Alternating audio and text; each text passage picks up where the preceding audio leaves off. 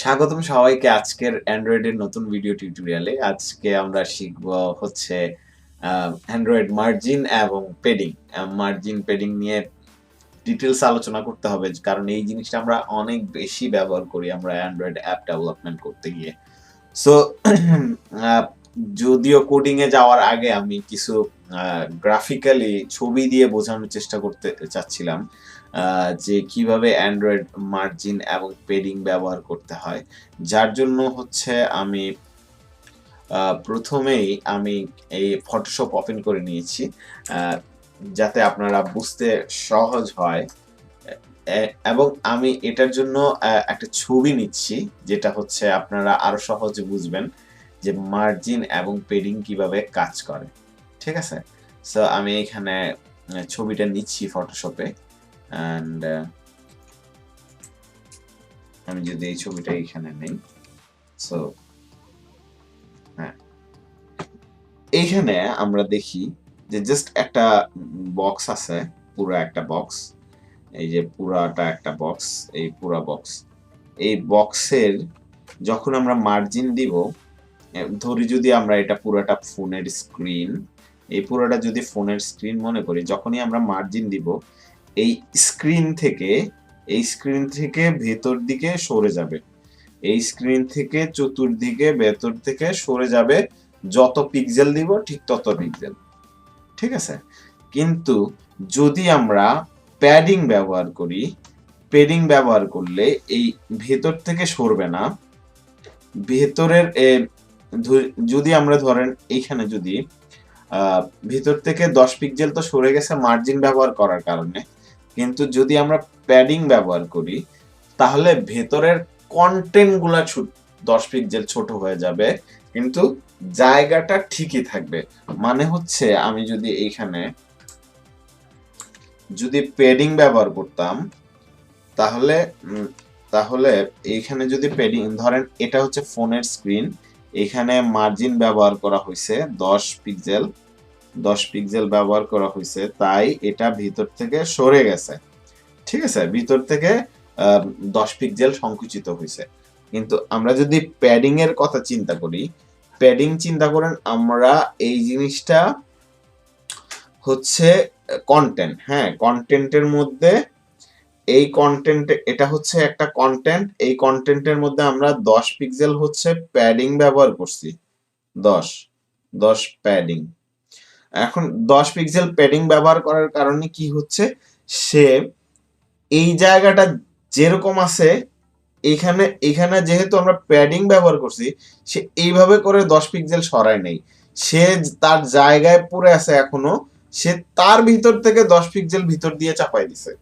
মানে হচ্ছে বাহিরের দিক থেকে চাপায় নাই, ভেতর থেকে চাপাই দিছে। বাহিরের জায়গায় পড়ে আছে, কিন্তু ভেতর দিক থেকে সেটা চাপিয়ে দিছে। এখন আমরা যদি কোডিং এ যাই, তাহলে আমরা এখানে দেখতে পারবো যে কিভাবে এই জিনিসটা ঘটতেছে। সো আমরা যদি এখন চিন্তা করি, আমরা যদি কোডে যাই, এবং এটা একটা সিম্পল প্রজেক্ট, এবং আমি আগের প্রজেক্টে ওপেন করছি, সো এইখানে আমি আপনাদের দেখানোর চেষ্টা করতেছি। সো আমি এই পুরাটা যদি ফোনের স্ক্রিন মনে করি, এই পুরাটা ফোনের স্ক্রিন হলে আমি এটাতে একটা ব্যাকগ্রাউন্ড দিব। ব্যাকগ্রাউন্ড কালার হচ্ছে ধরেন আমার পারপল 700, এটা হচ্ছে আমার পুরাটা স্ক্রিন। এখন এই স্ক্রিনের ভিতরে আমি দুইটা ভিউ নিব, একটা হচ্ছে ভিউ ম্যাচ প্যারেন্ট ব্যাকগ্রাউন্ড হচ্ছে 500 দিচ্ছি। ঠিক আছে? সো এটা ম্যাচ প্যারেন্ট মানে হচ্ছে পুরো প্যারেন্টের এই লেআউট যতটুকু জায়গা নেবে, সেও ততটুকু জায়গা নেবে। এখন যদি আমি এই লেআউটটাতে আমি যদি এইখানে যদি আমি মার্জিন ব্যবহার করি 10 পিক্সেল 10 ডিপি, তখন সে পুরা এই লেআউটটাই ভিতর থেকে চেপে গেছে, পুরা লেআউটটা সব কন্টেন্ট সহকারে চেপে গেছে। কিন্তু আমি যদি এইখানে আমি প্যাডিং ব্যবহার করি 10 পিক্সেল আরো বেশি করে ব্যবহার করি, 25 পিক্সেল দিই, হ্যাঁ, তো এখন দেখা যাক, আমি এখানে প্যাডিংও দিচ্ছি, মার্জিনও দিচ্ছি, তাহলে আপনারা আরো সহজে বুঝবেন। মার্জিন 25। এখন দেখেন, এটা হচ্ছে এই কালারটা হচ্ছে এই সবুজ কালারটা হচ্ছে এই লেআউটের কালার, যেটা ছিল পুরো ফোনের স্ক্রিন জুড়ে। সো সে যখন 25 পিক্সেল মার্জিন খাইছে, তখন সে এই জায়গাটা ছেড়ে দিছে, যার কারণে এই জায়গাতে সাদা চলে আসছে। মানে এই জায়গাটা সাদা মানে হচ্ছে এই জায়গাটা ট্রান্সপারেন্ট।